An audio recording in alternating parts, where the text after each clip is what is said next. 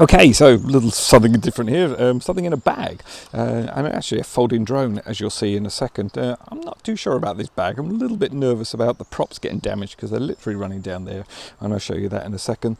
This is the FQ777, and it's the FQ02W, I think is what it's called. And as you can see, when you slide it out, it does fit in the bag, but it's a little bit tetchy sort of putting it in, to be honest. It's a little bit tight, and I'm just worried about the way these props sit, but that might be just me. Nice idea, I think, to bung it in. I've only ever had it in very small drones, and that's worked pretty well, but they're sort of protected. This just feels a bit vulnerable in there to me, but that's just me.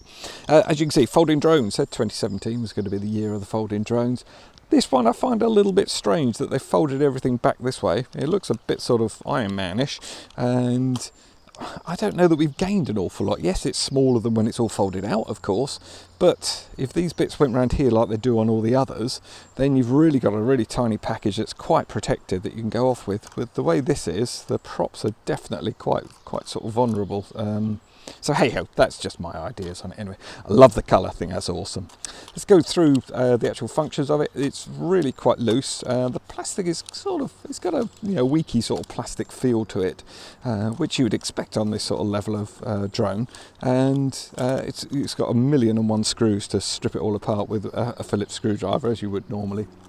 So these, if this clip breaks, these are just going to flop backwards. So you really do need this clip, and there's no like ball bearing or anything that's holding it in position. It's the clip that does all the work.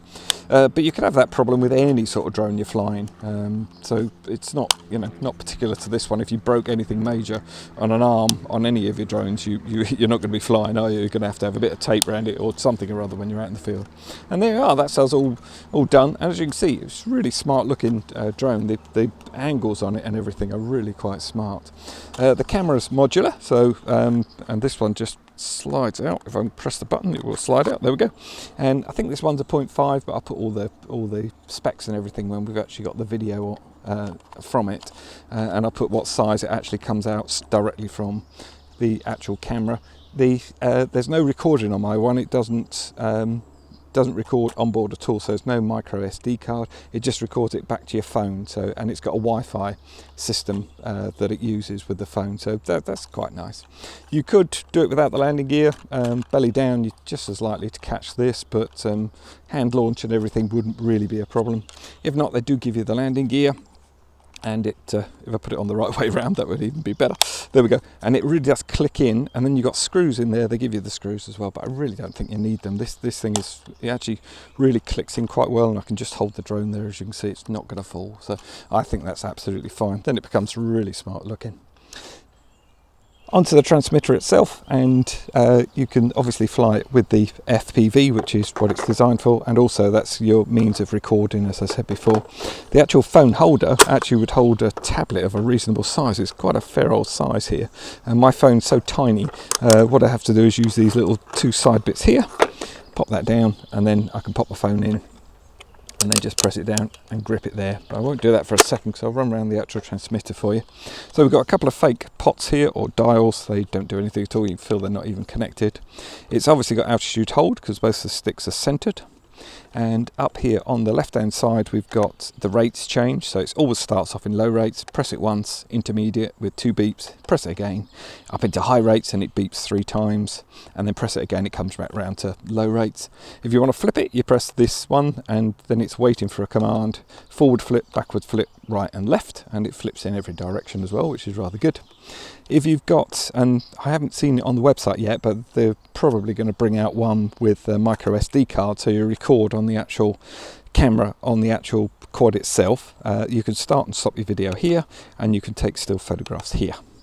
The trims are a little bit different because normally you have them round here for this control, and then you have them round here for this control. But what they've done with this one to make it sort of look slick, I think, is this is your roll. So and it's a mode 2 transmitter. So this is your throttle. So that's up and down on your throttle, and then it turns right if you turn that way, and turns left if you turn that way. It's called yawing.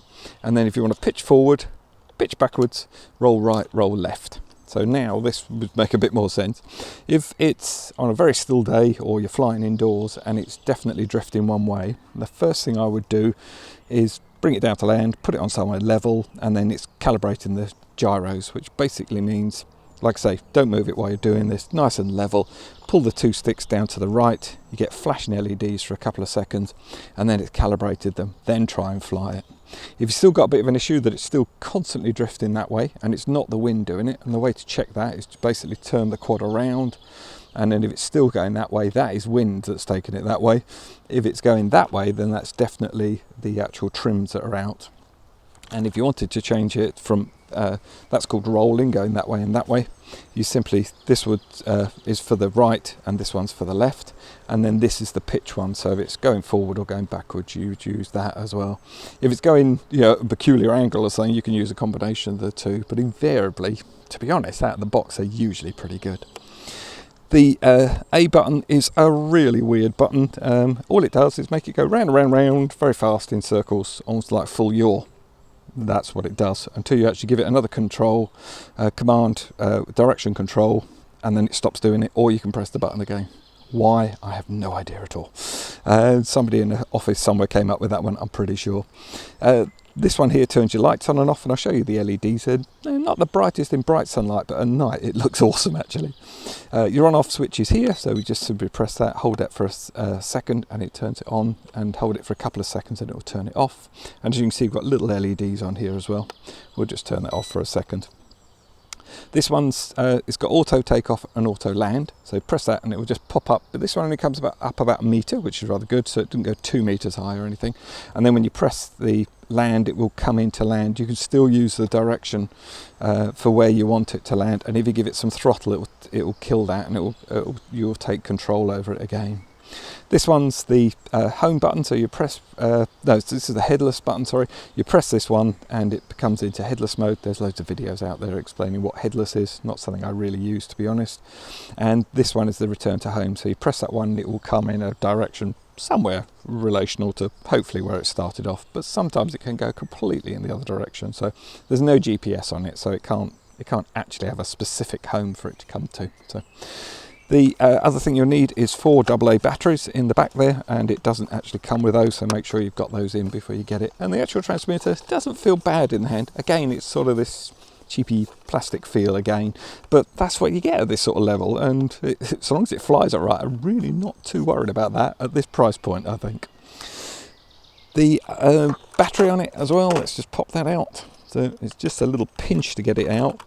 And it's sort of a proprietary battery, but I'm pretty sure if you undid those 4 screws, took that out, all it is a 850 milliamp hour 2-cell, and it's coming out through a JST, and then you actually charge it with a USB adapter that they supply you with to charge it on the balance charger port there. So, and that simply slides into there, and the JST matches up into there. It's got a nice on and off switch as well, which I like with quads, so it means you can leave the battery and you're not worried about it just suddenly powering up or anything. And they tell you to put the quad on first, then put the transmitter on. I've tried it both ways and it seems to work absolutely fine, so no bother at all. If let's put the FPV on as well just before we go for a flight. So just you need to download the app, which is called JAD UFO, and you actually get a quick read code in the actual manual as well for that, and I think it's on the box as well, so that's quite handy. Okay, so turn the actual quad on first of all, and then you get flashing LEDs. Not too sure I'll be able to see that in this light. Oh, you might be able to see it on the blue ones here. And then pop on the transmitter, and then it's all ready, waiting for bind, and it won't bind until you put the throttle up and then back down, and then it's all bound. So it almost appears like it, when you push the throttle up it binds, but I'm not too sure that works every single time, to be honest. And then the LEDs stop flashing. Got red ones at the back, and it's the same LED that just shows through underneath the arm and on the top, and green at the front. So these LEDs on the top of it, I'm not convinced they're actually battery warnings. I think they're just cool blue ones. When I was playing around with it indoors, I didn't actually notice that it went down when the battery was losing power. So onto your phone. So now the quad has set up a Wi-Fi hotspot, so you don't need any internet access or anything like that. And we're going to come onto the phone. And then before we go launch into the software, just make sure that your Wi-Fi hotspot, your phone has picked up the Wi-Fi hotspot on the actual quad itself. And if this is the first time you've used it, you just need to go into the Wi-Fi, and then it will come up with the FH8610 UFO or something very similar. They do, I don't know if they change on the individual models, but that's definitely what my one's coming up with. So make sure it's connected. If you've connected to it once, it will just log straight back on as soon as the Wi-Fi hotspot becomes alive. Back to the home page, and then launch your app. And then this is a generic app, and I've actually done a full video on this one and how to use it and everything, and I'll put a link down in the description for that as well. And there we are, all going. Woo! A slight lag on that, I would say. Oh yeah, definitely. Whoa. Might try that on my other phone. It might be, because this app usually is pretty good. I mean, the app they've taken it from is usually pretty reasonable, but I don't know what they've done there, but there is definitely a lag there. Hopefully you can see that.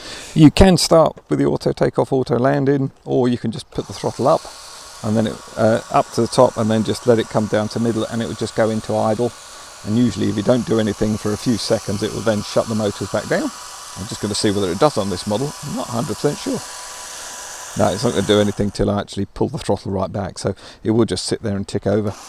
There we go. And then to take off, just simply up and away.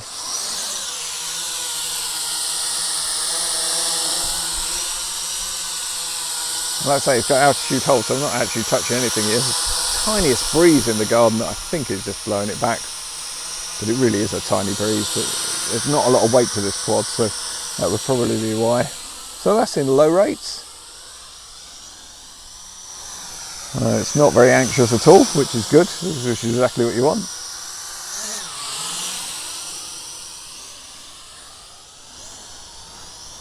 Again, you can just see with the altitude hold there. That would be a great little selfie drone. Well, perhaps that's why it's folding, yeah. So there we go.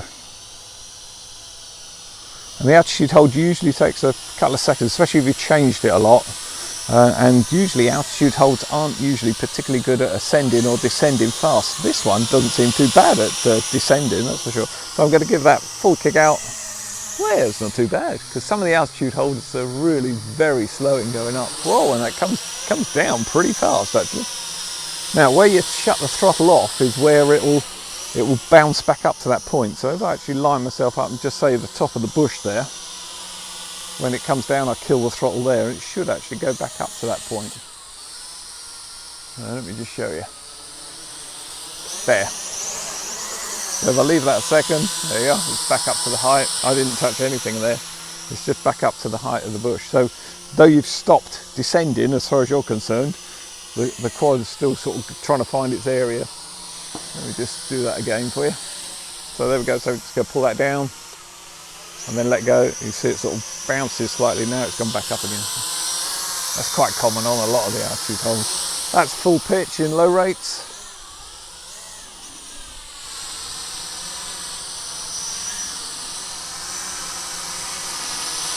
That's full pitch and basically full everything. So there we go.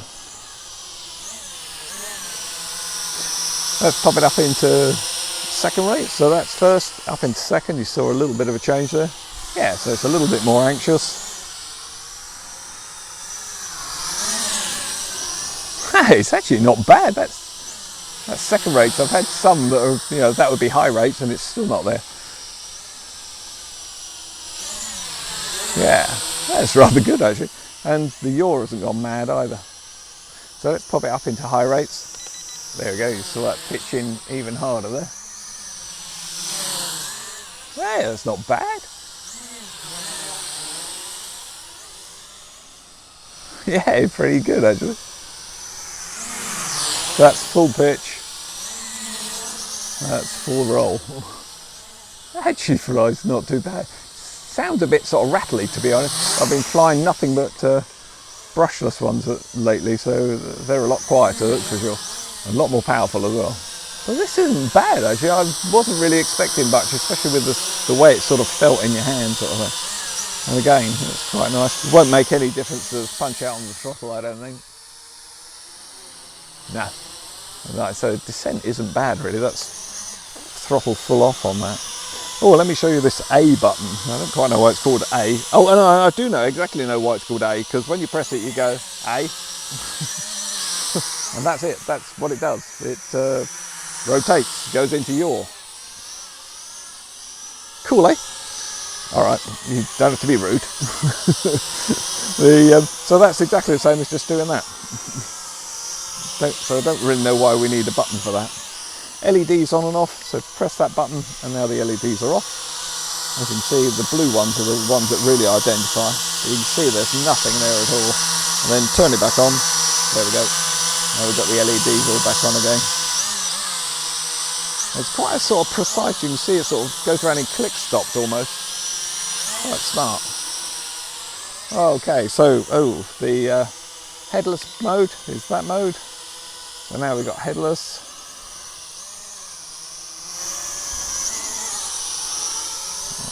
Like I say, not something I really use. I'm going to actually turn that off quite quick because I get all confused with headless. I'm so used to flying normally. And then the return to home. Oh, let's give this a go. This is always, I always find this funny. I don't know whether it's my garden or whatever it is, but it's always pretty rubbish.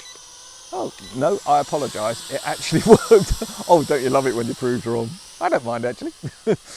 I don't know it all, that's for sure. So I'm going to press that and it actually just comes back to where I first started, but it will keep going. That wasn't going to stop here, was it? That was just going to keep going past the house, I think. But yeah, it would help. But I'll auto take off this side and just have a little play with it. So there we go. Oh, it does actually go. I thought it only went up about a metre, but it seemed to go up. That was the best part of a metre and a half easy, wasn't it? So I just thought I'd do a quick range test with this, see how we get on. So with the Wi-Fi as well, just see how we get on with the FPV. So I know for a fact if I get down to that hedge, it's about 80 metres. So at the moment we're still getting, whoa, we're getting drop out on Wi-Fi already. Now they just had a little tiny bit of a freeze there. Oh, that's just about, that's 60 metres there. Yeah, that's pretty good. Whoops. There you are out in the field, so that is good. Hey, that was still working, so yeah, quite impressive. So there it is, that's all done. So that's all done flying the FPV, and obviously you can fly it without your phone being attached, which is rather good. And it runs pretty well. And quite smart. Let's have a little bit of a back round, just see how we get on. Oh, it's raining. That'll be Scotland for you.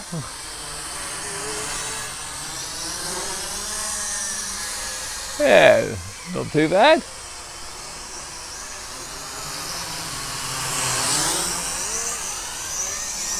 Okay, right, I'm going to actually see if I can fly on this app now. So again, turn the quad on first of all and set up this little Wi-Fi hotspot.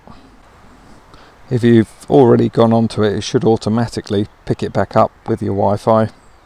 So there we go, we've connected up now, that's fine.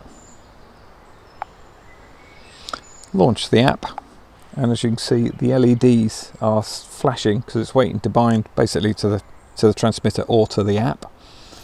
Go into play, and then even though we've got the screen up, we've still got flashing LED, so it hasn't bound to the actual app, as in to fly it you need to turn the controls on. You get a slight beep off the actual quad, and it is a really quiet beep. I wish they'd put a louder one on there. And as you can see, the LEDs have stopped flashing now, and then we're fully ready to go. You can take off the same way as we did before, throttle up and down, or you can use this here for auto takeoff and auto landing. We can alter the rates and everything. And I've done this whole app and how to use it and everything. I've done a complete video on it, and have a look down in the description. There'll be a link to it. So anything you need to know on it, hopefully I can answer it there for you. So let's give this a quick go. So we start the recording again. Let's just see how we get on. Sometimes I'm good with these. Oh, that's not working well. Sometimes I'm good with these things, sometimes I'm not. So I think it depends on how sort of sticky your fingers are or your thumbs are when you're actually doing it, and whether or not you need a lot of pressure or not. And with my different phones, I find it always different sort of thing. So let's see how we get on, shall we?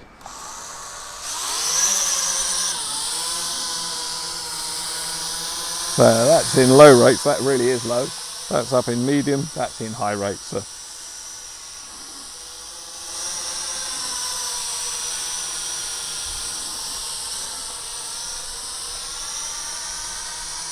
Oh, it's not too bad.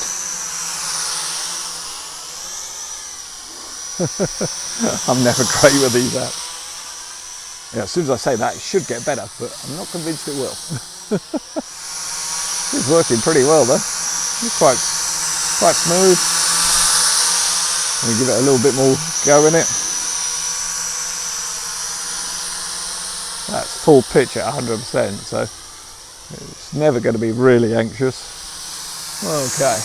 Now the other thing you can do with this one is you can actually fly it on the gyro. So press that there, and then if I tilt the phone forward, it will go forwards. Tilt it backwards, it comes backwards. Roll to the right, and roll to the left. Now, I don't think this app is, I don't know, it's not really doing an awful lot for me, I must admit. I've had better ones for flying, but you do get a full transmitter with it, so perhaps that's why they're not too bothered. So I make sure I turn that off, and then just come into land. There we go.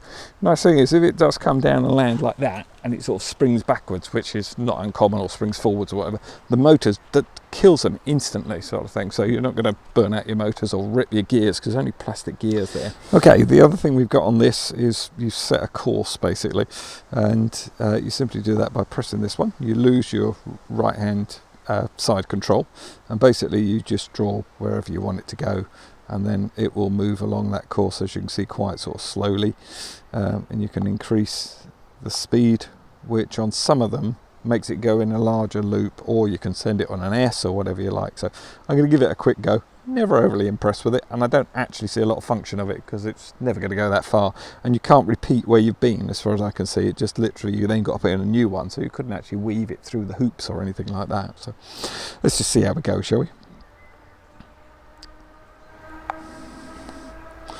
So we just do a little auto takeoff.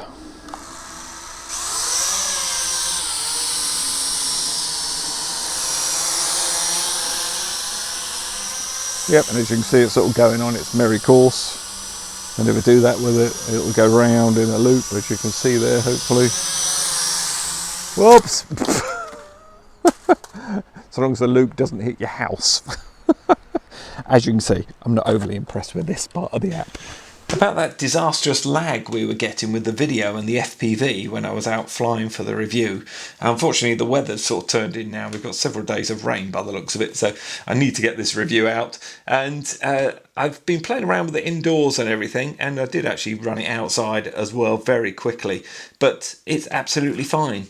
And the reason I was getting all that delay, I'm pretty sure, is down to the fact that I record the screen, and my screen recorder interferes with this particular app. I've not had a problem with it with other ones, but with this one it certainly did. So the actual FPV is really super fast. I'm quite impressed with it, actually. Works as good as any of the ones I think I've tried. So they're getting better and better with the FPV on the Wi-Fi. So yep, happy bunny about that. So with the Wi-Fi FPV now sorted out, I'm a lot happier with the actual package. Couldn't see any sense in having an FPV system with a sort of second delay on it, or it seemed about that much sometimes. So that's sorted, so really happy with that. Quality of the camera is what I said it's a 0.5 megapixel, I think, which comes out as 720-576. That's what the video comes out at, whatever they want to call the megapixels on the camera, I don't know. The stills are exactly the same as taking a still image off the video, so to me, it's pretty unusable, to be perfectly honest. And the video is not good. It looks good on your little screen on the phone, and it's absolutely fine for that, but once you pull it up onto an HD monitor, it just all falls into a sort of fuzzy mess, to be honest, which you'd expect again from the level of the camera. So there's no big surprise there. The transmitter itself worked really well. I had sort of over 80 meters on it, and I never felt that I was losing signal on it. I'm sure it wouldn't go that much further, but I was impressed that it went that far, to be perfectly honest. You will always get a dropout on a Wi-Fi FPV system at around 50 meters, 50-60 meters, I tend to find you then start to hit some problems. But I flew it back over the house, no problem at all with it, didn't I? And that was when we were getting the lag, so which now seems to be eliminated by not turning on the screen recorder. The battery itself gave us sort of 10 minutes of flight and about 2 hours to recharge on the one day supply, and that's actually just this little one here, and that just plugs simply into the balanced charger port on the battery, as I said. And it's quite nice because it actually gives you information when it's running. You get a flashing green LED to tell you that it is actually charging, and when it's finished the LED stops flashing as well, so that's rather good. But like I say, 2 hours on that. If you use a hobby grade charger, I'll put a link down in the description to the one I use, you're going to charge it in an hour, and there's a couple of other options for that as well, but you do need a little cable to go in between the two, and I'll put it all down in the description for you. You also get a spare set of props, as I said. You get a couple of screwdrivers, which are really nice, and they're really quite good, reasonable screwdrivers, and then you can basically strip the whole quad down if you needed to. The only thing I didn't cover, because I just got distracted actually, was actually doing flips, and it flips not well actually. This is how it flips. I'll show you here when I did a night flight. So as you see there, when it flips over, it then travels off in whatever direction you did the flip. It sort of goes the opposite direction of that, whether it's forward, backwards or anything, and it travels quite a distance. I don't know if that's just my one, that's what this one did. That's why I didn't really play around with it too much. I did a couple of tests with it, and that's exactly what it does. So not overly happy with the flipping on it, but that would be no deal breaker to me, because I'm really not interested in sort of the flips that work off a button, to be perfectly honest. If you're new to flying, it comes with little prop guards here, and they're really pretty good. They just click into position there, and then you're all protected up. So, and I do suggest you use those. The props aren't going to do a lot of damage, I don't think, because they're quite nice and flexible. So they're really not going to damage anything if they hit anything. But don't risk it. Pop the prop guards on. So all in all, yeah, for the money, I think not a bad little package. Wished it folded down a little bit smaller as a proper folding drone, but it actually stays nice and solid when it's folded out.